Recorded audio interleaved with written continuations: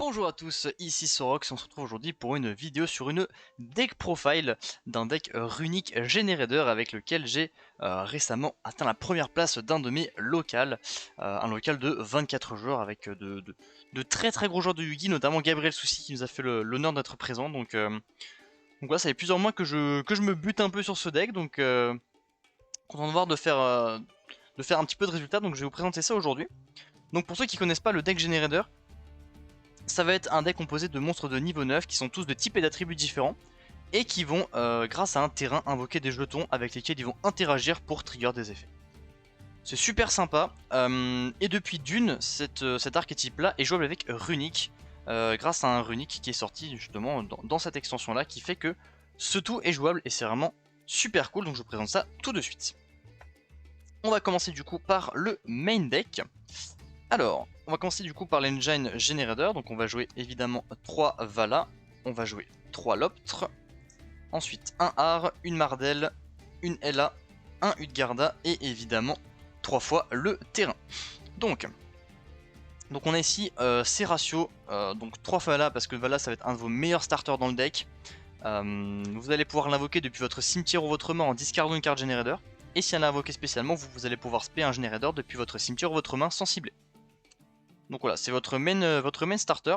C'est un deck dans lequel vous allez avoir envie de faire des Xyz notamment. Et du coup, Vala, elle toute seule, va vous permettre très facilement de faire des Xyz en juste 2 petites cartes. Et le deuxième meilleur starter, ça va être Loptre, donc la normal summon de l'engine Generator. On va avoir 2 normal summon dans le deck, ça va être une de ces deux-là. Loptre, lui, il dit que pendant le tour de l'adversaire, tous les monstres Generator vont gagner 1000 attaques et def. Et en effet rapide, pendant la main phase uniquement, on peut sacrifier un Generator sur le terrain, en cost, et invoquer depuis le deck un Generator de niveau 9 de nom différent. Donc on peut tout à fait le tribute lui-même pour spam un Generator. Ensuite, avec cela, on va être accompagné de 4 one-off. Donc on se dit qu'il y a assez peu de Generators, mais ça suffit très largement. Si on commence à augmenter les ratios de Generators, ça devient très bricky. Étant donné qu'il n'y a vraiment que Vala et Loptre qu'on veut avoir en main, avec quelques fois d'autres names, c'est assez rare, mais open une Vala et un name c'est cool. Si on commence à open 4 names comme ça, des one-off, ça devient très vite bricky, ça devient invivable. Alors on va commencer par Har, qui va être un peu le boss monster de cet archétype. Donc Har il a deux effets rapides. Le premier ça va être d'être une Omni Negate en sacrifiant 2 monstres Generators sur le terrain. Donc il va negate l'activation et détruire. Et le deuxième effet est que si l'adversaire ajoute une ou plusieurs cartes de son main deck à sa main, on va pouvoir lui faire envoyer un monstre de sa main ou de son terrain au cimetière. Donc il a 2 interruptions en une seule carte, en plus d'être un ton à 3000, donc vraiment c'est la carte qu'on va invoquer le plus. Ensuite avec ça on va avoir une Mardel. Donc Mardel, elle quand elle est invoquée spécialement, on peut tout simplement aller tuto n'importe quelle carte Generator. Ça va être super important pour chercher les pièces qui nous manquent pour nos combos, que ce soit une Vala, un Loptre ou le terrain. Surtout le terrain. Ensuite on va jouer une Ella. Donc Ella qui elle en effet rapide peut sacrifier un monstre Generator pour en cibler un dans le cimetière, le réinvoquer. Ça va être important parce que typiquement Har le boss monster on va le jouer qu'une fois. Donc si maintenant on l'envoie en matériel Xyz, il se fait détruire ou quoi que ce soit, on va avoir envie de le ramener. Donc on va quand même jouer une Ella pour essayer de le ramener plus facilement, sachant qu'on peut le ramener avec Vala également. Et enfin on va jouer un Utgarda, qui est celui qu'on joue le moins, disons qu'on résout assez peu, ça peut arriver, il m'a sauvé dans des games très très clutch, donc je cutterai pour rien au monde, et en plus on a besoin d'un peu de name quand même, donc on va jouer un Utgarda. Utgarda qui lui va, comme Har, devoir sacrifier 2 Generators pour activer son effet, en effet rapide, de cibler une carte sur le terrain, la bannir. Ça peut toujours être utile, donc c'est là. Et en plus, c'est un rocher lumière, on va avoir besoin de ces différents types pour utiliser une carte magique qu'on verra un petit peu plus tard. Et du coup avec ça, on va avoir la pierre angulaire du deck, donc le terrain, le boss stage, niveau boss Generator. Celui-là, il va dire que si l'adversaire ajoute une carte de son main deck à sa main, même pendant la draw phase, surtout pendant la draw phase, on va pouvoir invoquer spécialement un Generator du deck. Si un Generator est invoqué spécialement pendant le tour de l'adversaire, on peut invoquer sur notre terrain autant de jetons Generator que possible. Donc ce sont des niveaux 4, Elf, Lumière, 1500. Et c'est comme ça qu'on va pouvoir, pendant le tour adversaire, invoquer par exemple un Har et ensuite générer des jetons qu'on va pouvoir sacrifier pour déclencher les effets. Donc voilà pour ce qui est de l'engine generator, très simple, ça suffit largement, sinon comme dit c'est beaucoup trop bricky derrière, donc ça suffit très largement, pas besoin de plus, ça tourne très bien comme ça. Ça tourne très bien comme ça.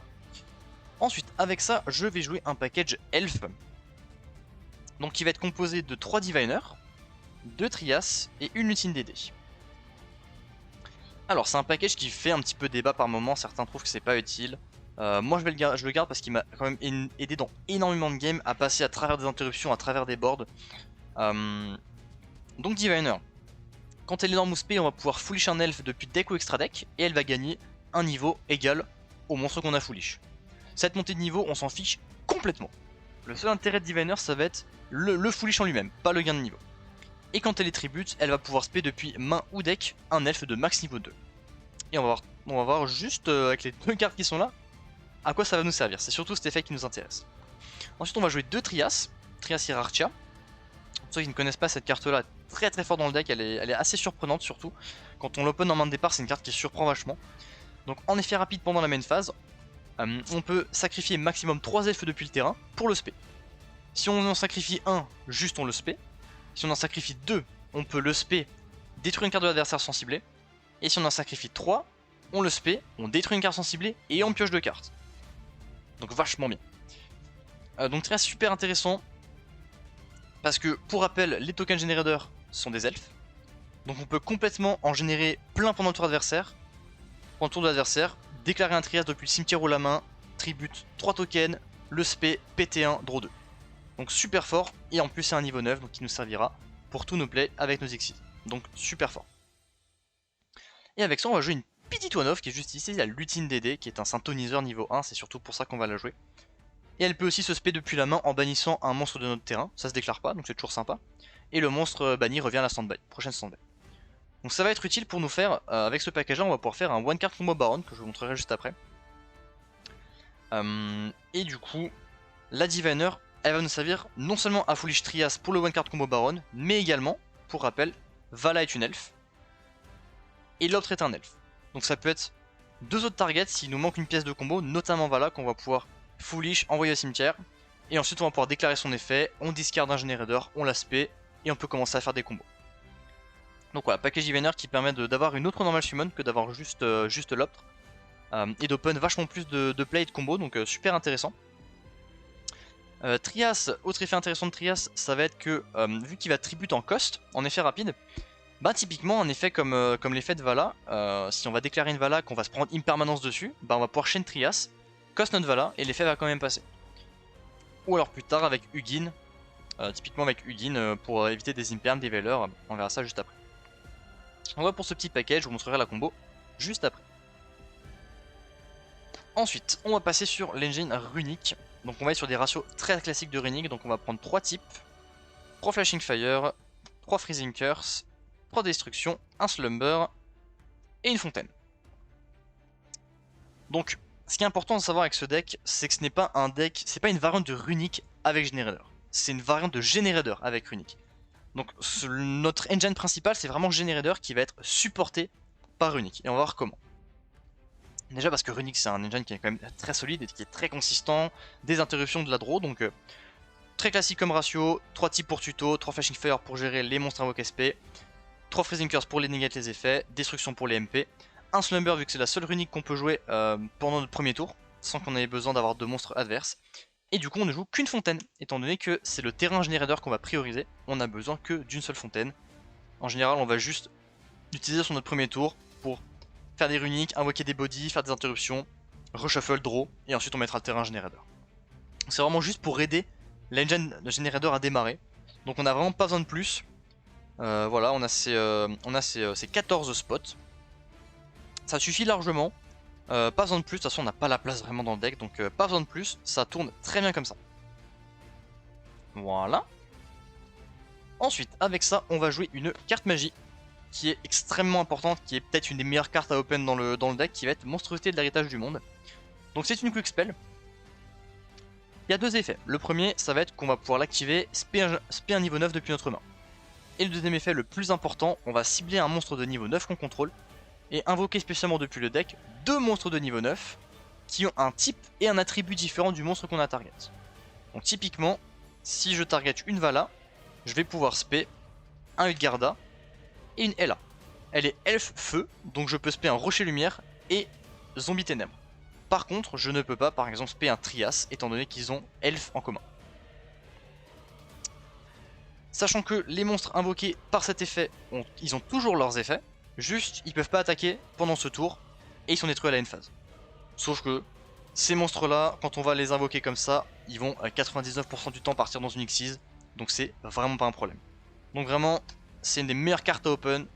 N'importe quelle main qui a cette main là devient tout de suite une God End, donc évidemment x3, j'ai vu des listes x2, je pense que c'est pas une bonne idée, x3 c'est vraiment parfait. Évidemment, vu qu'on compte énormément sur notre terrain générateur, on va évidemment jouer une terraformation, que ce soit pour le terrain générateur ou pour le terrain runique. Si on open déjà l'un des deux, on peut chercher l'autre. Donc évidemment, on maximise la tutorisation du terrain. L'engine runique oblige, on a très peu de tree-spots, donc je suis tout simplement parti sur 3H en main deck.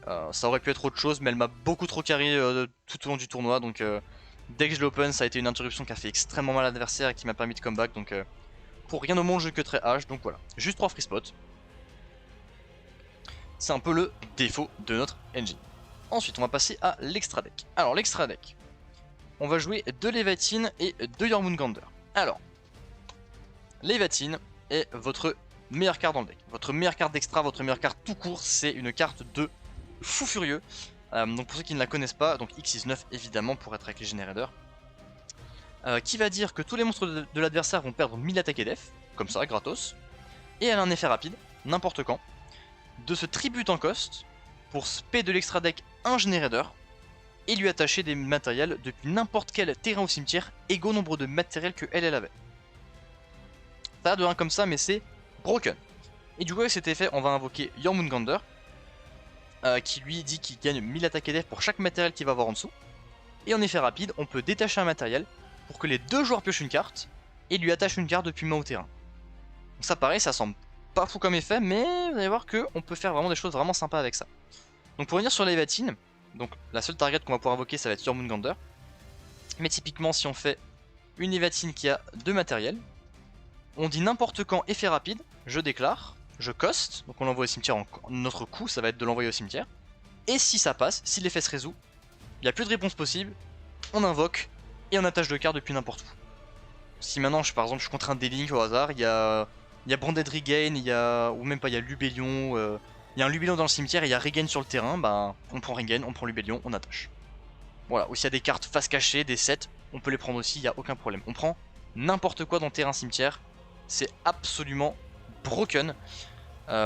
Et vu qu'elle se tribute en cost, ça prend pas d'imperm, ça prend pas tout ce qui target. Ça va vraiment prendre juste les omnis, des call-by et des omni negates. À part ça, je pense que 95% du temps je résous son effet, je me la fais extrêmement rarement negate. Et c'est vraiment l'X6 que vous voulez invoquer, c'est celle-là, parce qu'elle est vraiment super forte. Donc abusez de cette X6 pour invoquer votre pote Jormungandr. Jormungandr, on se dit qu'on fait drôle l'adversaire, c'est pas dingue, certes, mais pour rappel, on a des effets quand on fait piocher l'adversaire. Notamment ces 2 cartes là. On a dit que si l'adversaire pioche une carte, ou s'il tuto, on peut lui faire envoyer un monstre de sa main de son terrain au cimetière. On le force à piocher, on le force à enlever une carte. Et pareil avec le terrain il se paie que si l'adversaire pioche. Avec Jormungandr, on peut forcer l'adversaire à piocher, et on peut spé un générateur du deck. Donc voilà, c'est un effet qui est tout bête, mais ça nous permet à nous de trigger des effets sympas. Et notamment une petite tech sympa, vu qu'on peut faire piocher l'adversaire, on peut le forcer à piocher en stand-by. Vous pouvez faire effet Jormungandr en stand-by, bah vous pouvez droll votre adversaire en stand-by. Vous êtes en stand-by, vous faites effet, on détache, on pioche, on attache, réseau, droll. C'est un peu drôle. C'est un peu drôle. Ok, ensuite. En autre X6, on va jouer 2 forteresses fantômes Anterblattnir. Donc ça c'est pareil, X69, qui n'est pas once per turn et qui va nous permettre, en détachant un matériel, disons c'est pas un hard once per turn, on va pouvoir détacher un matériel et soit bannir une carte dans la main de l'adversaire au hasard, soit sur son terrain, soit dans son cimetière, soit la carte du dessus de son deck. Et donc on en joue 2 évidemment pour essayer de faire une end loop entre guillemets. Donc d'enlever le plus de cartes possible de la main de l'adversaire. Le but ça va être d'invoquer les 2, de bannir 2 de la main de l'adversaire, et ensuite de poser quelques interruptions qui suffiront largement à terminer le duel. une fois que leur effet a été déclaré, on n'en a plus besoin. Donc qu'est-ce qu'on fait? Eh ben on joue un petit package Future Utopique. Voilà. On rip 2 cartes de la main, on pose une égale de monstre, et c'est super cool. Ensuite avec ça, j'ai joué un Typhoon. Je l'ai pas beaucoup sorti, mais j'estime qu'il peut quand même sauver des games. Même si, vu qu'il négate les 3000, malheureusement, Arc et votre boss monster il pourra pas se résoudre. Donc je suis pas fan de Typhoon, mais n'empêche qu'il était là. J'ai dû le faire une fois ou deux, ça m'a quand même bien aidé. Donc ça reste une carte importante qu'on joue. Ensuite, une SP. Évidemment, je n'ai pas besoin d'expliquer pourquoi est-ce qu'on joue une SP, hein, carte absolument folle. Et vu qu'on joue des runiques, on peut très facilement poser des fusions sur le board. Et du coup, avec n'importe quel body, faire une SP, bannir une carte de l'adversaire, c'est toujours sympa. Ensuite, une baronne de fleurs, évidemment, vu qu'on peut faire un one card combo pour la sortir, je vous montrerai ça juste après. Et enfin, le package runique, qui va être très moindre, donc une Ugin pour tuto le terrain, un guerrier pour mettre la pression en battle et pour récupérer le terrain si vraiment on en a besoin. Et enfin, la carte qui fait que ce deck est enfin jouable, de Sleipnir, la crinière runique, donc qui est sortie dans Dune, le nouveau monstre runique, qui est niveau 9. Donc c'est juste ça qui fait que ça va enable énormément de play. N'importe quelle carte runique, ça va vous faire tout de suite un body niveau 9 sur le terrain, qui va vous permettre derrière de faire une monstrosité, d'aller invoquer plein de monstres, de faire plein d'Xyz, enfin... Vraiment, c'est la carte qui est c'est le pivot du deck. C'est vraiment le pivot du deck entre Runique et Generator. C'est elle qui crée le lien. Donc voilà, merci Sleipnir d'exister pour nous permettre de jouer cette belle version de Runique, qui en plus vient faire le lien entre les deux lores, vu que le lore Generator et le lore Runique c'est le même lore. Donc plutôt cool. Ok. Voilà pour ce qui est du deck. Donc maintenant je vous propose de vous montrer le petit combo one card combo Baron. Le petit one card combo Baron, donc il se fait tout simplement avec une Diviner. Rien de plus, juste besoin d'une Diviner. Et ça part au one card combo Baron. Donc ça permet de jouer autour de Nibiru, de poser une Baron pour le tour adverse, il n'y a aucun problème. Ok, donc pour ce combo, donc on fait tout simplement Norm Diviner, on déclare effet. On va foolish un Trias au cimetière, donc là on a fait une invocation. À la résolution, on peut déclarer l'effet de Trias au cimetière, donc on coste notre Diviner pour le spé. On invoque Trias, deux invocations. Résolution, on déclare l'effet de Diviner vu qu'elle a été tribute. On peut spé depuis le deck ou la main un elfe de max niveau 2. On spé l'ultime DD. Troisième occasion, pardon. Et ensuite on a un synthoniseur niveau 1 et un monstre de niveau 9. Donc Trias est banni quand il quitte le terrain. Et voilà qu'on invoque une baronne en 4 invocations. Tout simplement. Donc si on n'a pas de l'optre en main, qu'on a une Diviner, si on n'a pas besoin d'aller chercher une Vala, bah voilà, on peut faire ce petit combo, ça pose une baronne. C'est une interruption qui fait toujours plaisir. Donc voilà. Maintenant avec ceci, je vous propose qu'on aille se faire un test de main. Étant donné que ce deck c'est pas vraiment un deck qui a des combos précis particuliers, ça va vraiment dépendre de la main que vous allez ouvrir. Vous allez open, si vous avez eu une runique, deux runiques, trois runiques, une Vala, un Trias, ça va vachement dépendre. Donc je propose qu'on se retrouve vite et qu'on fasse un petit test de main pour voir un petit peu ce qu'on peut faire avec le deck et où peut nous mener les différentes mains. Ok, donc c'est parti, on va se faire un petit test de main. Hop. Et on va pouvoir regarder un peu ce qu'on fait avec le deck. Alors, une Diviner, super. Monstre héritage du monde, magnifique. Une runique, donc Freezing Curse. Une Mardel, ok. Et un Trias. Donc ça, c'est communément ce qu'on appelle une God End. C'est quand même une main qui est sacrément incroyable. Ok. Alors, on va faire pas mal de choses avec cette main. Donc on va tout simplement commencer hop, par faire une Norm Diviner. On va pouvoir déclarer effet Diviner, on va pouvoir foolish. Alors là, je réfléchis juste, je pense que je vais même pas foolish une Vala, parce que je vais pouvoir faire même mieux que ça. Du coup, je vais carrément foolish. Je vais foolish un Loptre. Je vais foolish un Loptre. Donc là, elle passe niveau 6. On pourrait presque faire Baron avec Loptre et l'autre plus Divine. Hop, ensuite. On va pouvoir déclarer Trias depuis la main, on va pouvoir cost Diviner pour le spé. On le spé et on a effet Diviner pour spé du deck. On va chercher notre lutine DD. Si je la trouve, elle est là. Hop, on spé lutine DD. Hop, et on peut tout de suite faire une baronne. Comme ça, on est protégé au cas où il y a une vilaine hache ou quelque chose qui peut nous embêter. Hache, c'est la plus grande entrave contre le deck, que ce soit sur monstrosité ou sur le terrain. Si vous prenez H sur votre terrain au début du tour adverse, ça fait super mal. Ensuite, on va pouvoir spé. On va pouvoir activer Freezing Curse pour spé. peut-être mieux si on fait ça, on va pas commencer à spé des cartes magie runiques. On va spé un Sleipnir. On va spé un Sleipnir. Ici, on va pouvoir activer monstruosité, on va target Sleipnir pour spé de niveau 9.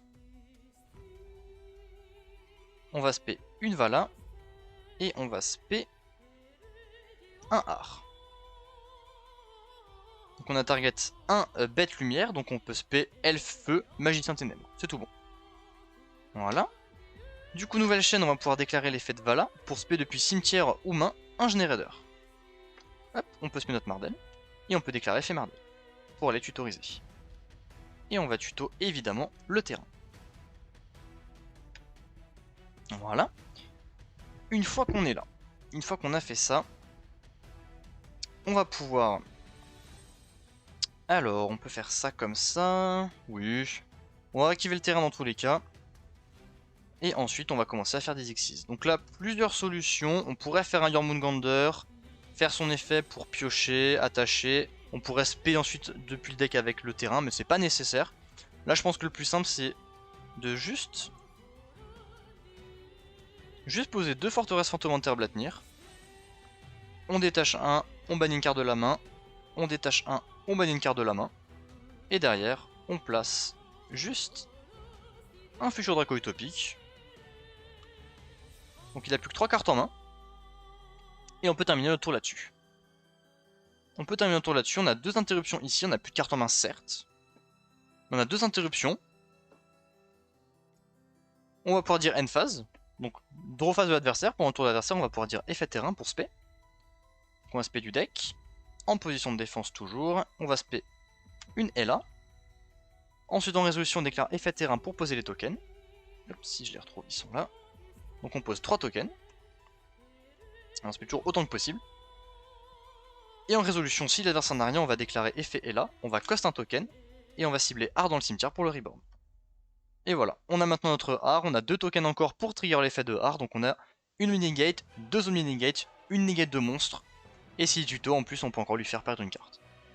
Voilà un board typique de Runic Generator qu'on peut réaliser. Voilà, donc il a plus que 3 cartes en main, on a 3 negates, 3-4 negates, donc c'est plutôt honnête. Et donc voilà pour ce qui est de cette deck profile, de ce deck Generator Runic. N'hésitez surtout pas à le tester, faites un petit peu des tests, vous verrez c'est super marrant à jouer, c'est super fluide. C'est un très bon grind en plus, c'est vraiment super cool à jouer, donc allez-y, testez, ça peut toujours être un deck, un petit, si vous cherchez un truc un peu plus fun à jouer, ben, c'est vachement cool. Un truc qui est fun mais qui reste compétitif, ça rend vachement bien dedans. Donc n'hésitez vraiment pas à le tester. Voilà, si vous avez des questions, n'hésitez surtout pas à les poser en commentaire, j'y répondrai avec grand plaisir. Et si ça vous a plu, laissez un petit pouce en l'air évidemment, abonnez-vous. Merci à tous, c'était Sorox pour vous servir,